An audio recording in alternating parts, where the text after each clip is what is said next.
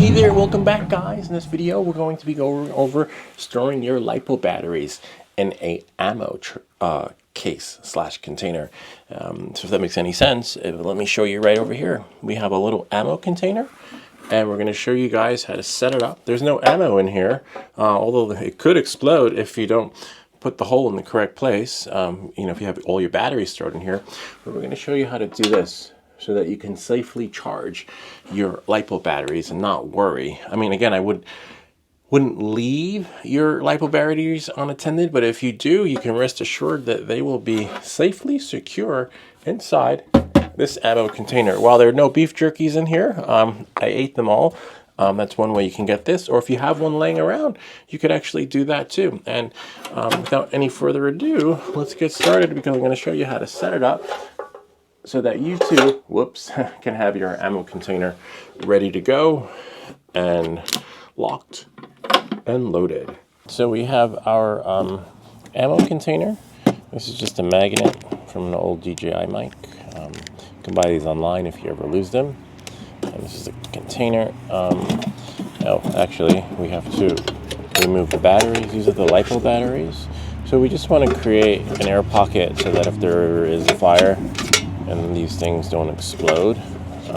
Might be one too many batteries to keep in here, but it is an ammo container, so it's designed to hold ammo. So in case you're wondering, hopefully it will do. All right, and remember, it comes with your favorite beef jerky. So we're just going to close that. Voila, it should snap. I'm going to probably do it right in there. Some water handy so that the drill bit doesn't overheat, because we'll have to every now and again splash water on the drill bit. This is a granite drill bit. They make metal ones, but it should, I think it's worthy enough. If it's good enough for granite, the countertop, it's good enough to grind through the ammo container. This one you can do dead on center. Remember, we're doing the back, and we're just gonna wet it, put it into the water, right? And every now and again, you can find the center, and then just drill it. Not drill it out, but drill it in, maybe a little bit higher. You'll decide. And hopefully, you can see the water sweating through. It's going through. I can smell it. Just gonna splash a little bit of water on there, and then hopefully, and then we almost got it. Oh, it's smoking, so we want to splash again, more water on there. As it smokes, remember, there's no rush. Again, a little bit more water. It's smoking. More water. It's smoking. More water. Okay, splash it. And we got through. Now you could always have a friend help you, and splash it every now and again. But look, we made it through. Here's a drill bit. I wouldn't recommend using it again on your granite countertop. You probably need a replacement for it if you're going to get another one. But it made it through. That part of the drill bit is good. The metal seems pretty intact. You could use the rest of the water to rinse the remnants of what you touched, because you can feel little metal bits, and you don't want that on your hands and then touching your eyes. So look, we made it through. A clean hole all the way through. Look at that. See that? So now, the fun part, which is just cleaning it out. Keep it open. That side, look at that. Made it all the way through. It's a little wet. You got some water in there, but you know what? We got what we wanted, which was to drill the hole all the way through so that we can run the cables through. Look at that. A nice clean cut. Drain the water out. See that? And then take a magnet, right? To get all the metal shards out. And you got some metal shards on there. on the side, which you could use a filer. So this is a filer I have for my chainsaws, but no, I usually take my chainsaws to go get sharpened, so I'm okay with using it, but you decide what you want to use. But what I'm going to do is I'm going to just file it, because again, they're metal shards.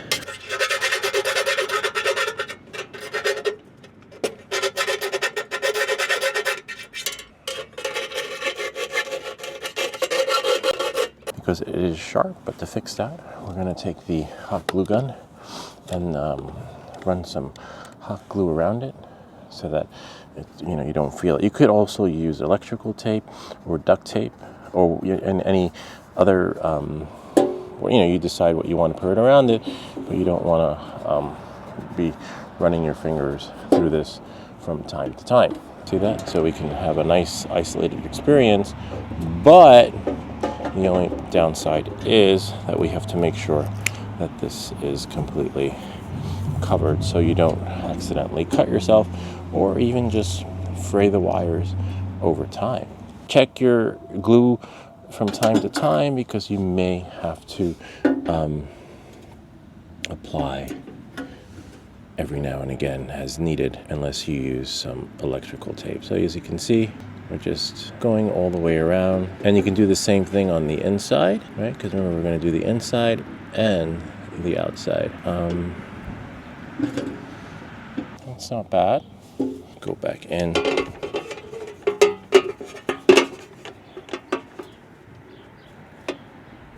It's a little bit of a tight fit, but you somehow managed to do it. And what you really want to do is the circumference of the outer and inner, so that it just doesn't come out. Put the water in there, see that? And all the metal shards go there. And most likely, we don't want to pour this into our yard, but you can probably pour it all into the street. It's on there really good. You could always add a little bit more, which is what I will do. And maybe just one more layer around the edge. Voila. Let that dry and bring it back inside in a bit. Here's our Lipo charger right here. I'm not sure they make this anymore, but this is another version. I think it's a 112. This is the 111. And we have everything here. We actually cleaned out the case, as you can see. We used a magnet, ran it through it. Also, if you don't have a magnet, what you can do is either a painter's tape or duct tape, right? So what you do is you take some tape, and even if you don't have glue, you could actually use tape to run around the hole.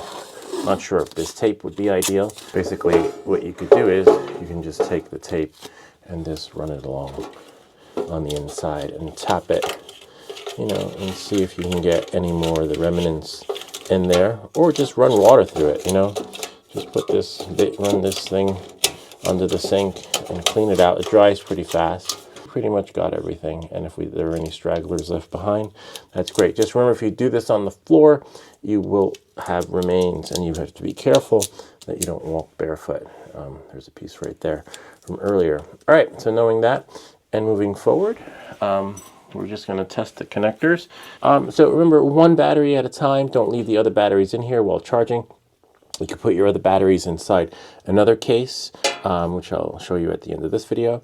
But let's say we have this part right here. So this is the, it's going to be a S2 battery. So you find your S2 connector. The S2 usually has a 3, right? 3-prong, 3 connector. And then we'll just connect it. See, went in. And then this one, of course, goes into the battery. They do make these longer, so if you have a longer one, that's great. Of course, this attachment is not for our battery experience. Find the correct one, which is right here. See that? And I'll leave a link to these in the description down below. Again, I believe they do make these longer, and then you just connect this like this into your battery. And then, I remember the worst case scenario is that this burns, right? And the last thing you want is for your house to burn down. So we could live with the experience of this. And then you have one main connector, which is right here on the end. So the main connector is going to go out, okay? So now you can run the wires through the bottom without worrying about fraying them or accidentally stripping them. And 2 fit, which is great. We'll run that through. So you have your other connectors here. This one could go a little bit longer. And I believe the other one too. Let's see. Yeah, no, we leave the battery in, remember that, okay? So the battery stays in, and remember you can do this with any of the batteries, not just the S2. And then what we'll do is we'll just close the lid, okay? You don't have to lock it. That doesn't have to be airtight because remember we have a hole right over here on the end, right? And then what we do is just push that in a little bit, right? And if you can find a longer one, that's great. If not, you know, you just make it work. We have 1 battery here. You might get an error because it's not going to read the battery just yet. Remember the charge is long enough so you could put it on the floor or wherever. See? And there we go. You could always bring the charger down, right?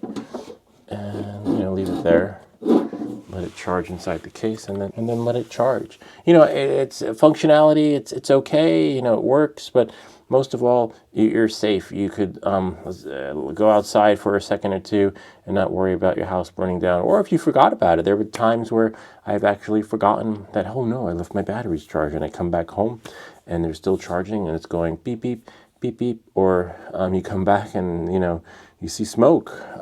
See, and just in time. So this is the other bag that I have. I actually have 2 of them.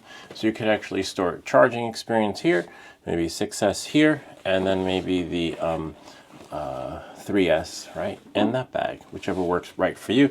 But as you can see, we had an isolated, safe charging experience. Unfortunately, there's no on-off switch, so you just do that, and your charger goes off, and then it's ready for use again.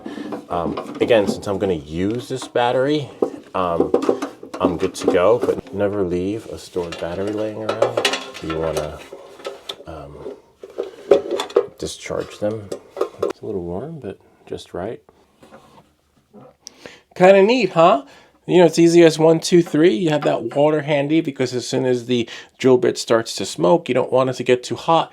Pour some cold water on it. You could leave ice inside the container that you're using, and just to make sure that it's just a clean cut all the way through. And then you just use the filer, you know, to do things accordingly so that you could get those little shards out, rinse it out, and use the either magnet or water, you know, to get the remnants out. But remember, whichever area you're working in, to make sure it's clear from the metal shards so that you don't get, or anyone else lying around the house that's barefoot doesn't wind up with shards inside their feet or hands or wherever it is, or maybe, you know, down there if they are sitting down. So just that's why you want to do this outside. But if you do it inside, just remember the cleanup process. And that's pretty much it.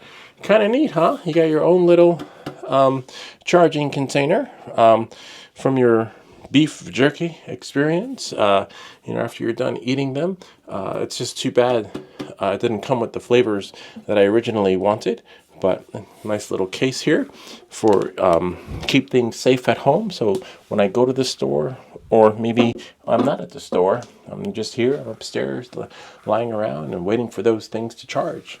Anyway, hope this video helped you in creating a safer charging experience for your Lipo batteries, or even storage, because you can also store them in there too. If you have any comments or questions, feel free to leave them down below, or ideas for other videos. Remember to like and subscribe, and I'll see you all next time.